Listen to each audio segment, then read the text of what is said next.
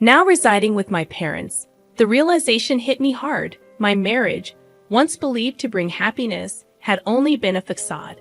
My husband, whom I trusted, turned out to be using me, and I felt betrayed by my in-laws, the mother and son duo.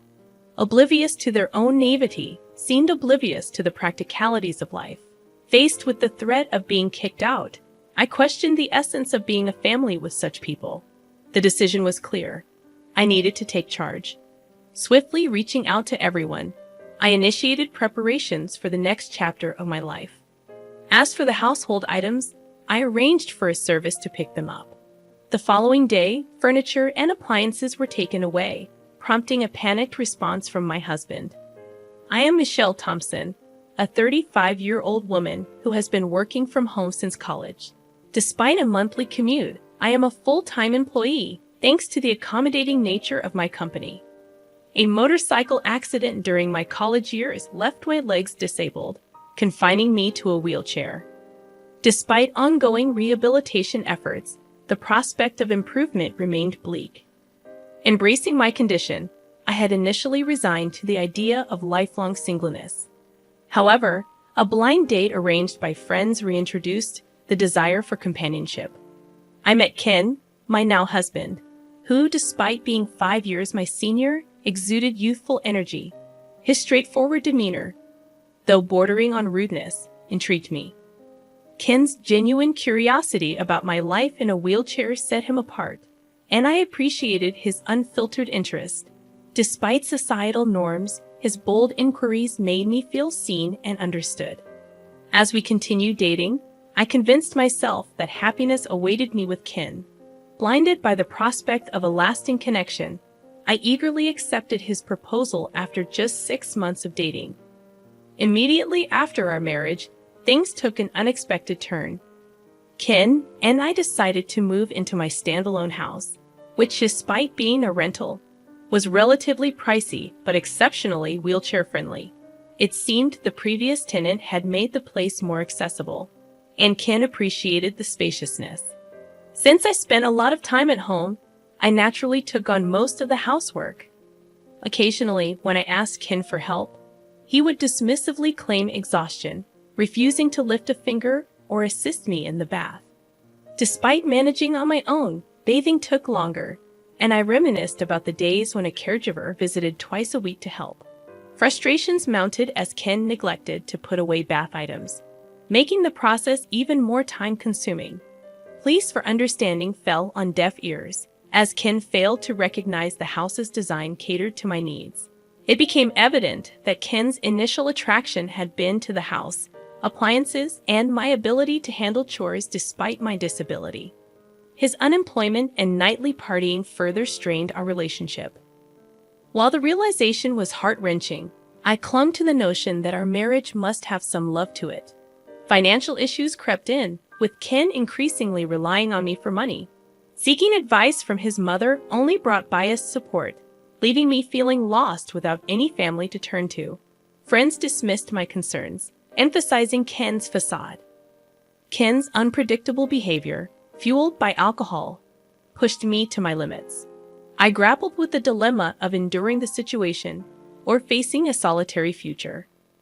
Just as the idea of divorce started to gain prominence, Ken unexpectedly proposed living with his parents. Stunned, I learned he intended for them to move into our place. While I understood the desire to be near aging parents, their good health made the proposition perplexing. I couldn't comprehend why Ken's parents were considering moving from their own home to ours. Did they genuinely need to stay here? With 4 people in the house, it would be cramped, and given that I work from home, it would be quite inconvenient. "You're always thinking about yourself, huh? I never thought you were this selfish," Ken accused. "I'm just questioning why they need to move here when they have their own place. Our home is more spacious, modern, and equipped with all the conveniences. Besides, it's designed to be accessible for elders. If Ken's parents move in, I'd have to be on my toes during work hours. While Ken is rarely home, his retired parents would likely be around a lot. Sharing the bathroom and kitchen? I'm slower than most people, and I can foresee the challenges of such a living situation. Can I have some time to think? You better hurry up. We don't have much time, Ken retorted. Despite his claim of limited time, Ken wasted no time. By the weekend, he brought his parents over, making me suspect they had been planning this move for a while. You know, I've been thinking. Maybe you should consider a facility, Ken's mother suggested. What? I couldn't believe what I was hearing. A facility for me? Yeah, it's a good idea, right? You have your own limits. In a facility, they take care of everything. It became apparent that Ken wasn't just contemplating his parents moving in. He was also considering sending me away. I'd visit you from time to time. That statement jolted me awake. If not now, then when, Ken? What am I to you? Your wife, right? Would you really tell your beloved wife to go to a facility? Hold on. When did I say I love you, Michelle? Ken's words flushed my face with anger. This guy, Ken, was using me. Wasn't it my fault for letting it get to this point? I thought I had to draw a line. Then, even more shocking words came out of Ken's mouth. In this house, I'm going to live with my parents. You, an outsider, can go live in some cheap facility. What'd you just say?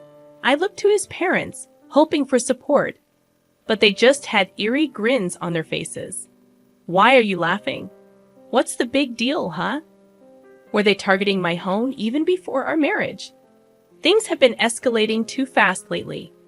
I need to evict these people. Please leave. What? Leave now? How can you talk to my parents like that? I felt like I saw the real Ken. He was yelling at me with such fury. If he cares so much for his parents, why doesn't he earn his own money and build them a house? Why does he have to take mine? My head felt like it was on fire. It's okay, Ken. Michelle must have been shocked since we came unexpectedly, his mother said. We just came to check the place today. Yeah, we need to check before moving in. Looks like there are more appliances than last time. Seems comfy to live in. They were genuinely here to take over my home. In an attempt to steady my nerves, I took a deep breath, inhaling oxygen. A sudden question lingered in my mind. If I leave, how are they planning to sustain themselves? His parents rely on a pension, and Ken is just a part-timer. I'm covering all the rent and living expenses. Who's going to handle the $2,800 monthly payment? Do his parents assume Ken is covering the living expenses? Disregarding my concerns, his parents cheerfully departed, with Ken following suit. I'm going to stay at my parents' tonight. Hold on, we need to talk. There's nothing to talk about. I, the man of the house, have decided. I won't change my mind. Left alone in shock, I couldn't linger in that state. I promptly contacted a real estate agent I knew. When Ken returned the next day, he saw the organized belongings and chuckled. Oh, started packing. Found a place to move to already? Yes, I have. Ken appeared genuinely surprised by my swift response. And here's the card of a divorce lawyer. Here you go, Ken. From now on, let's communicate through the lawyer. A divorce? Why? If you're kicking me out, there's no point in being married anymore, right? Ken looked as if he had been hit by a ton of bricks. He hadn't anticipated my swift mention of divorce. You can't live without me, right? I don't understand what you mean. Who else would marry you? I can live on my own, but you said you wanted to get married. It was at this moment that I realized how arrogant and overconfident Ken had been. He approached me assuming I was a lonely, disabled single woman. I'm independent, have money, and never struggle with my living. Plus, I stay home all the time, so I handle all the chores for him. I'm the ideal woman. Money keeps coming in even if he doesn't work. He thought I wouldn't leave because I couldn't find anyone else. That's why he was shocked when I casually brought up divorce. Why? You know, if you divorce me, you might be single for the rest of your life. Well, if it means living a married life with you, I'd rather be single forever. Whether I spend the rest of my life alone isn't for you to decide. The typically submissive me was now fighting back, and he was getting flustered. I could tell that Ken was panicking. I never thought he was such a weak man. I don't know why I had been putting up with him for so long. Once I decided on the divorce, I felt a weight lift off my shoulders. I guess I had been too focused on getting married. Anyway, you don't have to move out right away. I didn't mean to rush you into a facility that soon. Oh, it's fine. I'll do as you wish. Don't worry. You won't find a place that fast. Think it over, okay? I've already secured a place, so it's all right. What? Wait a minute. Isn't this too soon? Observing Ken's shifting attitudes, from smugness to panic, only heightened my irritation. Calmly, I explained, the facility staff are informed and know about my situation, so everything's fine. Wait, when did you even set all this up? Were you preparing all along? Ken questioned. Yes, even before I met you. In fact, I had been considering my retirement and had an eye on a particular facility, more like a condo. After an injury during my hospital stay, I delved into various investment books, diversifying my investments between my salary and my parents' inheritance. The facility I had my eye on, I had already purchased and had been renting it out for income. I never mentioned this to Ken. It's my hidden asset. We don't need to get a divorce. I get it. You can stay here. Let's live with my parents. Do you not get it? Why would I ever do that? He seemed pretty dense. Even after bringing up divorce, he still believed he was the only one for me. Sorry, but my mind's made up. What's your problem? You're so selfish. If you come crying back later, it's not my problem. I won't be, so don't worry. Ken fell silent, deep in thought, for what seemed like hours. During that time, I started packing up my things. Then I heard Ken making a phone call, likely talking to his parents. It seemed pathetic, relying on them for such decisions. Eventually, Ken approached me. Fine, we'll get a divorce. Just leave quickly. Ken said begrudgingly, perhaps realizing he might miss having me around like a housemaid. But he probably thought that living with his parents would save him from household chores. He has a house, and it's fully furnished. No issues for daily life, at least for now. With that thought, he headed back to his parents' home. I'm going to talk to my folks about what's next. Get ready to move out quickly. Yes, I'll do that. I finished moving all my stuff within a week, and during that time, Ken never showed up. We met again a day after the move was done, as I was trying to start my new life in my new house. Ken called me outside and said, "Hey, what's going on? This place is almost empty. Where are the appliances?" I had a service pick up those items for me. I called the service the next day and had them collect all the furniture and appliances. My husband became agitated and started grumbling. Not only Ken, but also his parents were there. All the appliances here were bought by me. They are all from when I was single. The only thing that's yours is right there. There were only 3 cardboard boxes. I did leave the clear clothing container we bought after marriage. Michelle, we can't live with this. We need to split the property if we're divorcing. That's right. We can't live here like this. What are you talking about? Nobody can live here. What do you mean? The rent's $2,000? Ken and his parents were stunned. I told Ken when we got married, this isn't your own house. No, it isn't. I got a bit of a discount on the rent because I asked a real estate agent I know. If I move out, the rent will go up even more, given that this is a property with disability access, and I've already received several inquiries from people with the same concerns. I recommended that they move out. Why didn't you tell us sooner? What are we going to do now? Ken's mother was notably agitated. I don't know. I did tell Ken. I didn't hear about it. I'll sue you. Ken threatened. I saw that coming. Honestly, from an outsider's perspective, it might look like I selfishly got a divorce, broke the lease, and took all the furniture and appliances. But I was sure you can sue. But do you even have the money for it? Ken's face twisted. He couldn't afford a lawyer, even if by some miracle he could. I have an ace up my sleeve. I showed them some pictures. When did you take these? The pictures showed Ken gambling and womanizing. I spent my money on this. I'm ready to use these in court, Ken. What the hell? I thought everything was going well. His parents were particularly agitated. What's going on? Then suddenly, Ken started to apologize. I'm sorry. Please come back. I need you, Michelle. You're the one who kicked me out. We're already divorced. So what are you talking about? Besides, you don't love me, do you? If that's the case, I'll just leave then. This time, even Ken's parents began to apologize next to him. We don't have a place to live anymore. That was a shock.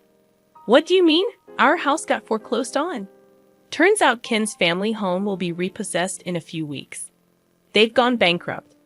The debt that his father accumulated grew like a snowball and became an amount that's impossible for retirees to pay. Ken, who used to receive an allowance from his parents when he was single, probably thought he was in trouble and decided to get married, hoping for support. Now I understand why his mother was so kind before we got married. I can't help you now. We're strangers. Even if my folks and I end up homeless, are you okay with that?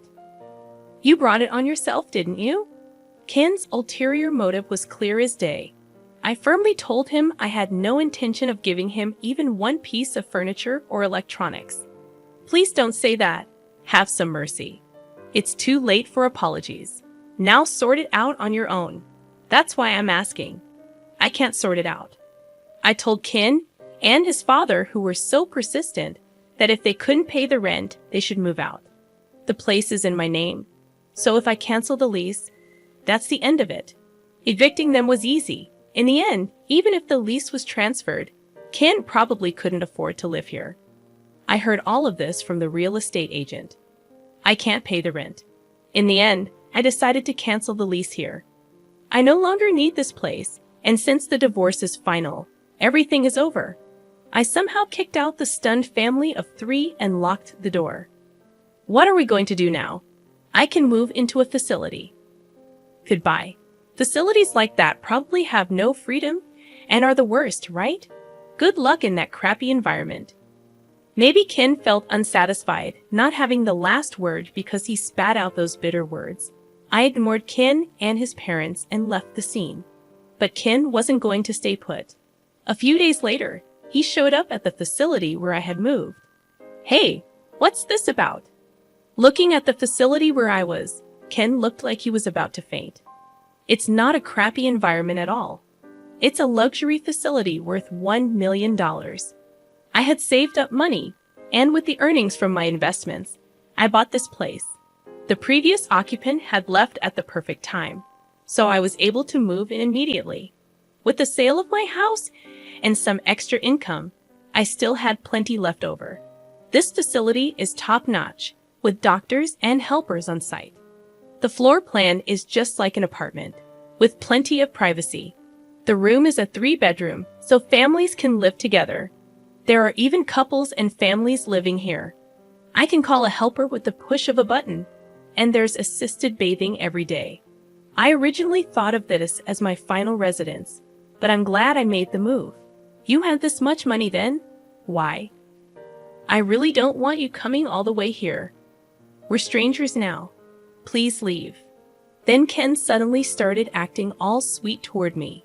Honestly, it's creepy. Can't you just let me live here? What are you talking about? That's impossible. We're divorced. Face reality. That's why. Let's get remarried.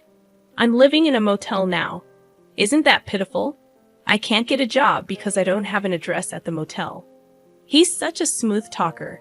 He seems to have quickly abandoned his own parents. In the end, he only thinks about himself. Why don't you take a look in the mirror? You look pathetic, living off your parents at your age, becoming a freeloader after marriage, and now begging on the streets. Ken's face turned bright red. You're not ashamed to be clinging to your ex-wife. Look, everyone's watching, aren't they? Residents peeking from their balconies were watching. Actually, I had asked them in advance to look out if my ex-husband came to visit. I thought Ken would surely come looking for me at least once, either to gloat over my miserable state in the facility or to beg. The residents were very cooperative. They purposely looked at Ken with pity. It's like a real-life drama. I want to applaud them. Ken finally noticed the stares and seemed to realize how embarrassing he was being. I won't ask anymore. With a pale face, he muttered those words and disappeared. I don't think he'll come here anymore. Later, when I went out, I ran into my mother-in-law working at a supermarket checkout. My father-in-law was a janitor, and my mother-in-law was a cashier. As soon as my mother-in-law spotted me, she turned her face and tried to hide. She was being scolded by a young employee for her attitude. Ken was apparently introduced to a job by someone he met at the motel cafe and was being exploited at a very low-paying job site. I frequently host home parties and live happily every day with people from the same facility. I also became good friends with other wheelchair users. If I had known such a community existed, I would have moved here sooner. I found the time to attend physical therapy sessions. My current goal is to get my legs moving on my own. I lead a fulfilling life both at work and in private.